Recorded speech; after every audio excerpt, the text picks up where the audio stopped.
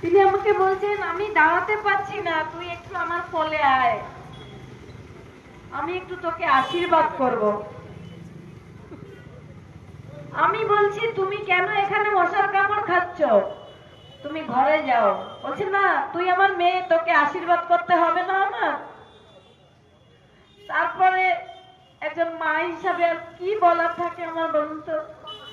এটা এক জায়গায় নয়, তিনজন বৃদ্ধা মানুষ আজকে ওখানে ছিলেন, আমার সামনে এরকম করেছে, তুই একটু আমার কাছে আয়, আমি হাত বসতে পারছি না, দাঁড়াতে পারছি না, তোকে একটু আশীর্বাদ করব।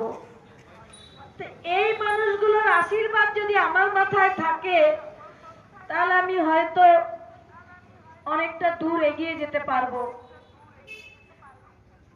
কারণ অন্যায়কে আমি কোনোদিন প্রশ্রয় দিই না, সেটা আমার মেয়েও শিখেছিল, অন্যায়ের সঙ্গে আপোষ না করতে।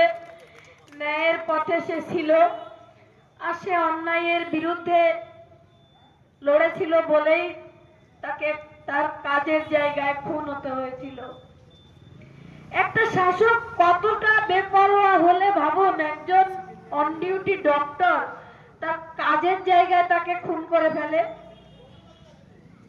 আর খুন করেও ক্ষান্ত হয়নি, তিনিই পুলিশ মন্ত্রী, তিনি তার পুলিশ বড় বড় অফিসার বিনীত গোয়েল, মুরলীধর শর্মা, সোফিয়া মল্লিক, এদের পাঠিয়ে দিয়েছিলেন দ্রুততার সঙ্গে যেন সমস্ত তথ্য প্রমাণ লোপাট হয়। তার থেকে বড় কথা, আমার মেয়েকে যেখানে খুন করা হয়েছে সেখানে সবাই কিন্তু ডাক্তার। তারপরেও আমি মা হিসাবে বলতে আমার খুব লজ্জা বোধ হয়, কিন্তু তাও বলতে হয়, তার গায়ে কোনো বস্ত্র ছিল না। সেই বিভৎস দেহটা দেখে সেই ডাক্তাররা কি করে বললেন যে মেয়ে সুইসাইড করেছে? আর আমরা যখন এফআইআরটা লিখেছিল ওর বাবা গিয়ে, তারপরে ওই পুলিশরা এফআইআর এর ওই কপিটাতে উইলফুল রেপ বলে একটা কথা উল্লেখ করেছিল। ওই কথাটার মানে হয়তো আপনারা অনেকেই বুঝছেন, কেউ বুঝছেন না। উইলফুল রেপ মানে হচ্ছে নিজেই নিজেকে সে ক্ষত বিক্ষত করেছে। আপনারা কোনদিন শুনেছেন এইরকম ঘটনা হয়? আরো আশ্চর্য ঘটনা আমাদের সাথে ঘটেছে। সেদিন আমাদের বলা হলো মেয়ে সুইসাইড করেছে, আপনারা তাড়াতাড়ি আসুন, কিন্তু আমরা পুলিশের পায়ে ধরে কেঁদেও সেই সেমিনার হলটায় যেতে পারিনি। সেখানে পুলিশের বড় বড় অফিসাররা ছিলেন, তারা বলছিলেন তদন্ত চলছে এখানে, কিন্তু একটা ডেড বডি, সেটা কোনো সুরক্ষিত ছিল না। সেখানে একবার বলছে লাল কম্বল গায়ে দিয়ে ঘুমাচ্ছে, একবার বলছে সে আকাশি কালার একটা চাদর গায়ে দেওয়া, আর আমরা যখন দেখেছি সে একটা সবুজ চাদর গায়ে দেওয়া। এই বারবার চাদরটা বদলালো কে একটা ডেড বডির উপর থেকে? আর কার নির্দেশে এটা করা হলো? তার থেকেও আরো আশ্চর্য ঘটনা আছে।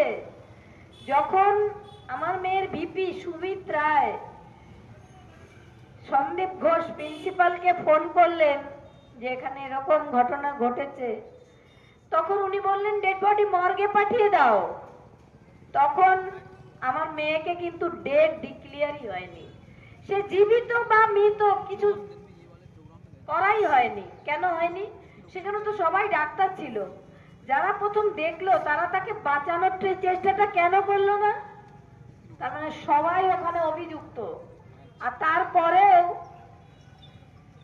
13 তারিখ ওই ডিপার্টমেন্টের পিজিটি রুম, যেটা বলা হয় স্লিপ স্টাডি রুম, ওরা ওখানে বিশ্রাম নিত কয়েকটা ঘন্টার জন্য।